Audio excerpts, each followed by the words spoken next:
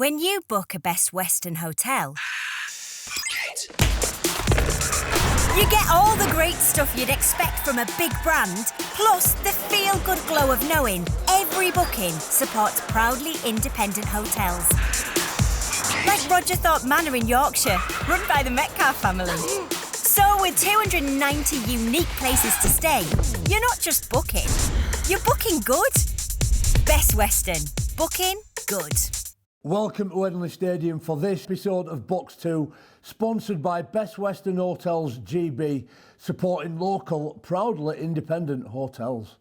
Welcome back to Box 2 for this, another weekly roundup, and this week I'm joined by the Leeds Rhinos CEO, the boss, Gary Hetherington. Gary, good to have you. Before we jump into the Wakefield game, I want to give a big shout out to our ground staff and other staff as well that chipped in Friday morning to get the ground clear. Now, when I woke up, looked out of my window, it looked like Christmas Day, and all the appointments in my diary got cancelled. Kids are off school, they're throwing snowballs in garden, but the game stayed on, much down to the fact that our ground staff are real heroes, aren't they?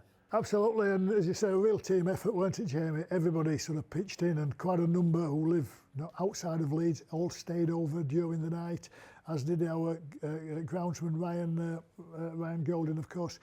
And the ground staff clearing the site, as you say, was a huge challenge and a huge job. We've got some machinery, but some picks and shovels as well. They're both a pitch, in fact, not all the car parks, all the public areas and such. That was a monumental task. There was such a lot of snow fell in Leeds on the Thursday night. So that was a great effort, and all to make sure that the game goes ahead, that the fans can come along and enjoy the spectacle, and that the players can perform. And I think we got rewarded by a winning result and a pretty good occasion despite the freezing temperatures. What a good occasion. The Howard suite was buzzing as well, really good. In all the suites it was. You don't like missing out on a lamb dinner, do you, Gary? I was joking in some of the suites, their interviews. The game itself, Wakefield are tough nut to crack. They've not scored a point for the previous two games, but defended relatively well, certainly only conceding 8 points against Huddersfield. It was a war of attrition for us. We had to be patient, disciplined in the first half, but we built the pressure and it paid dividends in the second.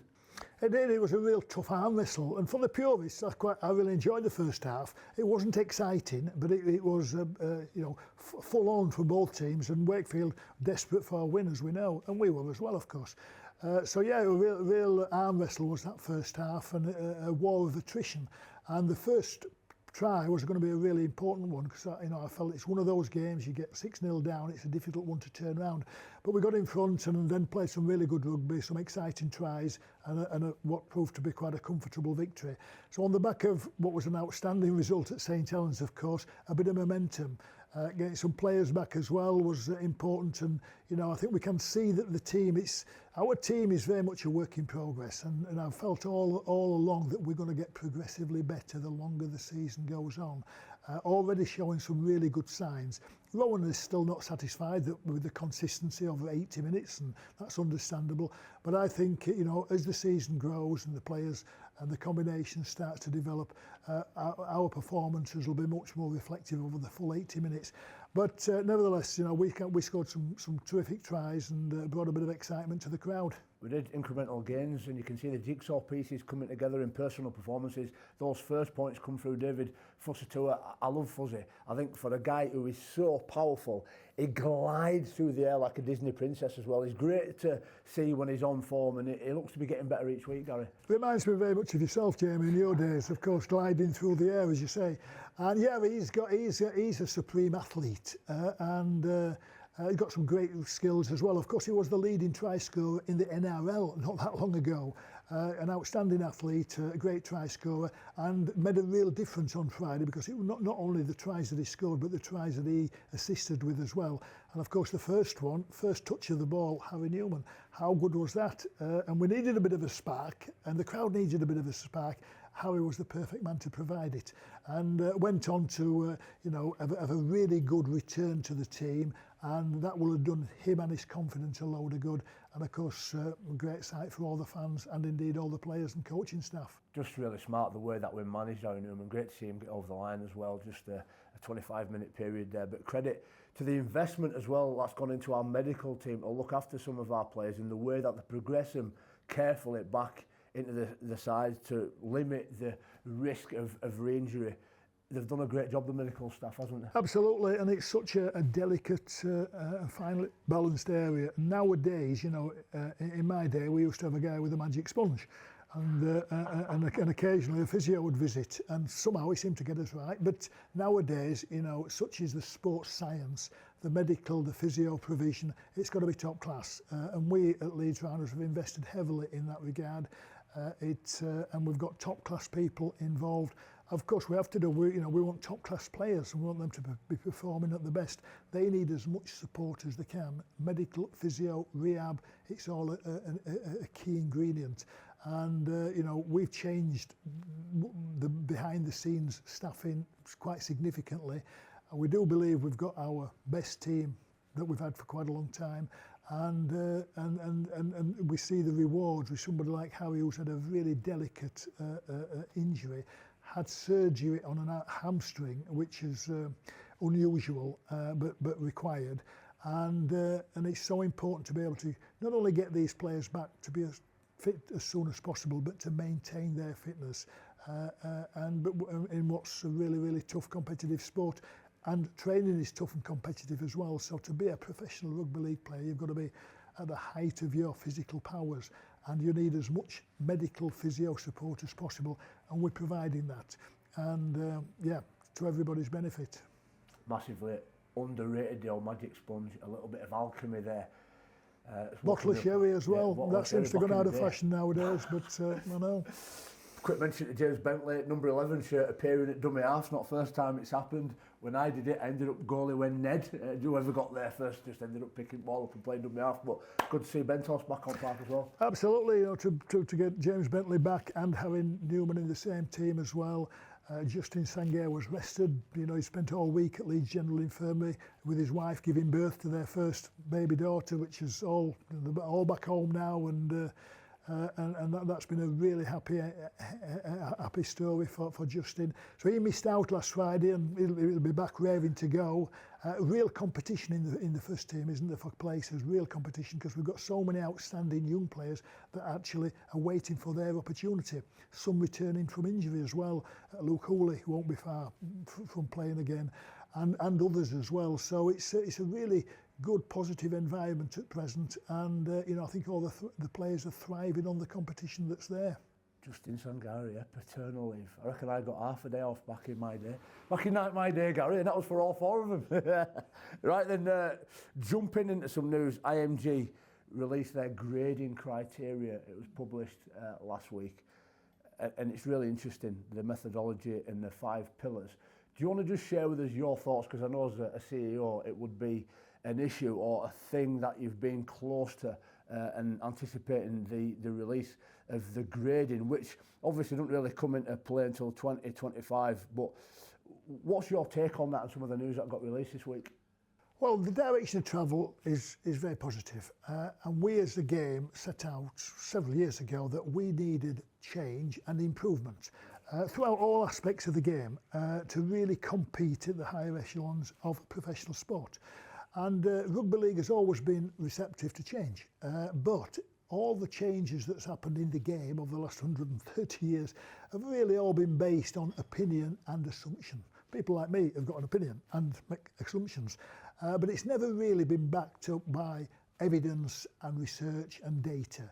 And an organisation like IMG can actually provide that element of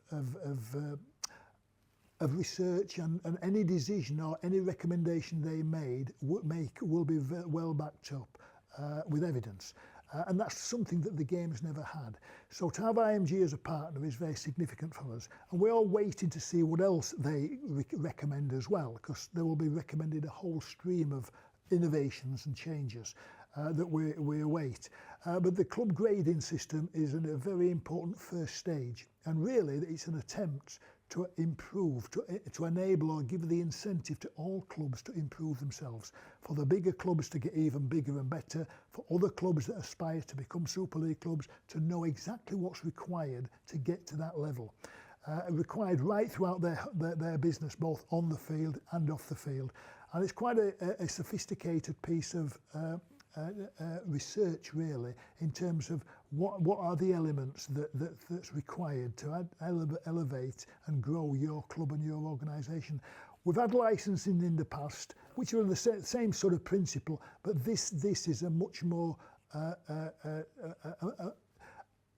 involved process, I think, and ultimately is transparent, is easy to understand, and for clubs easy to actually follow and know exactly where their club fits on in the pecking order. You mentioned easy to follow, so it's a blueprint, it's a roadmap, yeah, it's a framework, and it's consistent for everybody. How important is it though, thinking about the historical buy-in to other approaches, that all the clubs do buy into it and follow it and get on board?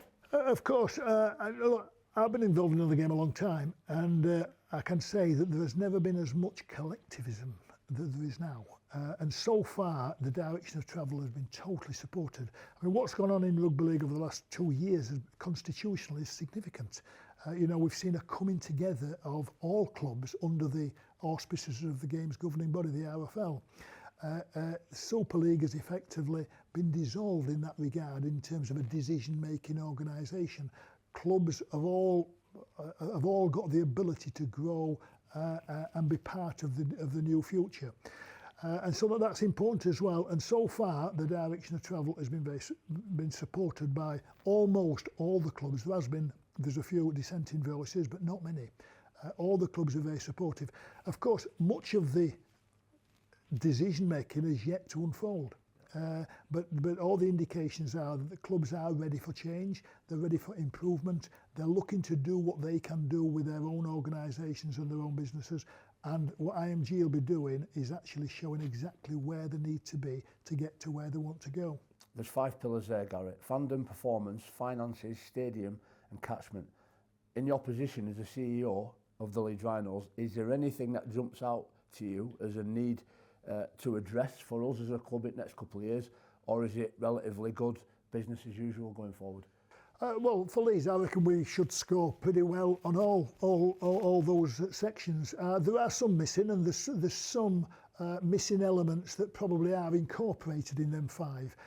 But one of the main ones for me is connectivity with the local community, player development, producing the next generation of professional players, not only for our own club but for the game. I think that's a key area that clubs should be graded on and indeed rewarded on for those clubs that do invest in that area. So I think it's not a finished article yet. I think it is a work in progress, but I think what we've seen so far has been supported by all and is very comprehensive. I might look at this through quite a biased lens given my new role as Head of Culture, Diversity and Inclusion, but certainly the environment, the social and the governance side of it I think is really important to me. Sustainability, so companies who are aligning themselves with sustainable firms, or for example utilities who want to be net zero in 2030 or 2040 will align themselves with a company that gets all its electricity from renewable sources. And so my point being that people come to Hetherington Stadium not always because of the product on the pitch, but the social value that the likes of the Leeds Rhinos Foundation give with what we deliver, whether that be through dementia or rehabilitating people coming to end of a prison sentence. We do a lot of good work that's social. Is that what you're talking about? Because clubs should be graded on the effect they have on the community. That is another important element, and I think all clubs that want to progress need a very solid ESG policy. And we at Leeds Rhinos are absolutely at the forefront with this. It's going to be a critical part of our business going forward. I think connecting with the community, connecting with the whole green agenda is a critical part of any business, and not least sporting businesses like our own. So yeah, we need to be at the forefront of that, and it's an interesting question from yourself. Should that be part of the grading process as well? Well, perhaps it should, and perhaps that will be captured in one of those 5 categories. Yeah, I think it should. I've seen the difference that the likes of the wheelchair rugby league team, for example, who kick off their season on the 18th of March against Warrington on Saturday. They go away. I was at their shirt presentation yesterday, and Jodie Boyd-Ward got given the captaincy by James Simpson. Congratulations to Jodie. She's also got a number 10 shirt as well. So I've invited her along to our 10s night for the Players Association. It's going to be an unbelievable event.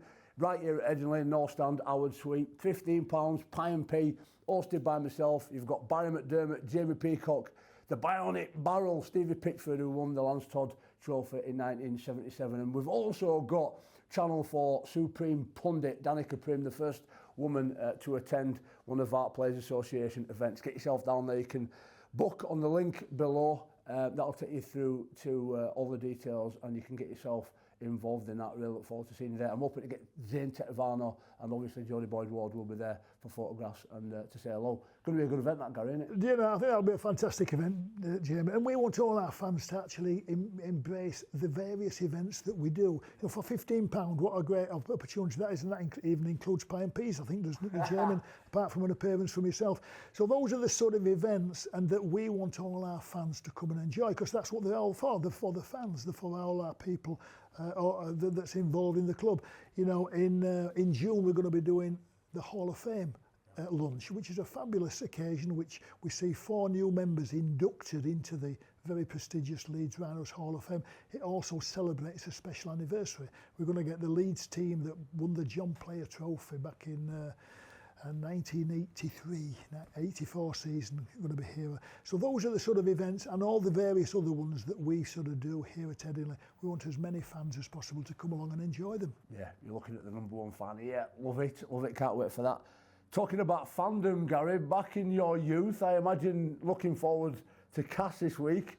Castleford would have been a club that you followed growing up there. Obviously, tough start to the season for Castleford there, yet to get a win, let go of the coach early on. Have you been surprised at some of what's gone on, Lee Radford leaving so early in the season? Yeah, they seem to be on a club in turmoil, don't they? The results not gone their way, and lost their head coach as well so early in the season. I think we were in a pretty similar situation last year, weren't we? As Castleford are now, and we managed to turn things round, and Castleford are quite capable of turning things round as well. But yeah, I do know as a Castlefordian how important it is for the town of Castleford, not only for the rugby league club, but for the town. When Leeds are in town, it's a big event. And Castleford will certainly spark up. There's a lot of pride. The team that they want to beat more than any other is Leeds Rhinos, and they'll get the opportunity on Thursday. It's our job to make sure that they don't succeed in that. But yes, I'm looking forward to the occasion. I've got a school reunion tomorrow, and that's the first time I'll be going back to my old school in about 50 odd years, and meeting a lot of, and you know, at that reunion there's so many young ex-pupils who became professional rugby league players, many of them with Castleford, and so it'll be good to catch up with all of them as well, and all of them will be at the game on Thursday cheering on their classic cast team, of course. So yes, I'm looking forward to going to the Jungle on Thursday. Great venue for all the Leeds Rhinos. Our players really appreciate the great support we get at away games from all our fans, so I hope as many as possible can make their way to the Jungle and cheer the Rhinos on to what's hopefully going to be our third victory on the trot. Hope to see you down Lane. Always a difficult challenge going across to Cass, regardless of their run into that game. Gary, you mentioned last year the search for a new coach obviously came up with Rowan Smith. That's when you come into your prime. That's when the role of CEO, you have to delve into your talents. What is it like recruiting coaches when you think about some of the excellent coaches you've brought to Leeds Rhinos over the years, and looking at the task that's now in front of Castleford Tigers in recruiting a suitable head coach? Absolutely, and you need to be under its skin to have a really good understanding and appreciation. So there'll be loads of people giving advice to Castleford and commenting, but unless you're actually there and amongst it, you know, you need to be to actually get a real take on what it is that you require. I think anybody in business, in management, will tell you that recruitment is one of the most difficult jobs in the world, and getting it right. And you know, our policy at Leeds for both players and staff is to try and develop our own. And of course, you know, we've been very successful at that. But occasionally you have to go out and find somebody to bring into your organisation who's not been there before. And there's no bigger role than that of head coach. So, you know, our requirement last year was not only a coach, because there's loads of good coaches about, but it was somebody who could actually come into our organisation and actually be part of a journey to effecting change and development. So somebody who had got the skills to be able to influence other parts of our rugby operation. And in Rowan Smith, you know, he's delivered everything that we could have hoped for, because the rugby department is much more than the first team that's playing out there at the weekend. It's got so many other components to it, and the head coach needs to be abreast of all those day-to-day challenges, and have great people skills as well, and management skills, and a whole list of assets that person needs. And so actually selecting the right one for the right time and the right place is crucial. And sometimes you get it right and sometimes you don't. And I think in Rowan Smith, it's certainly one that will go in the got it right box. We're certainly going in the right direction for sure. Come and see us Thursday the 16th at Castleford Tigers. Looking forward to seeing you then. And we're back at Henley on the 25th against the Catalan Dragons, been playing really well at the time of filming, currently unbeaten as well. They're performing outstanding. And we're back in the Long Bar. I'm really enjoying myself after the games with some of our gold members. If you get the opportunity, come and see us in the Long Bar post that game as well. In the meantime though, have a great week. Look forward to seeing you soon. God bless.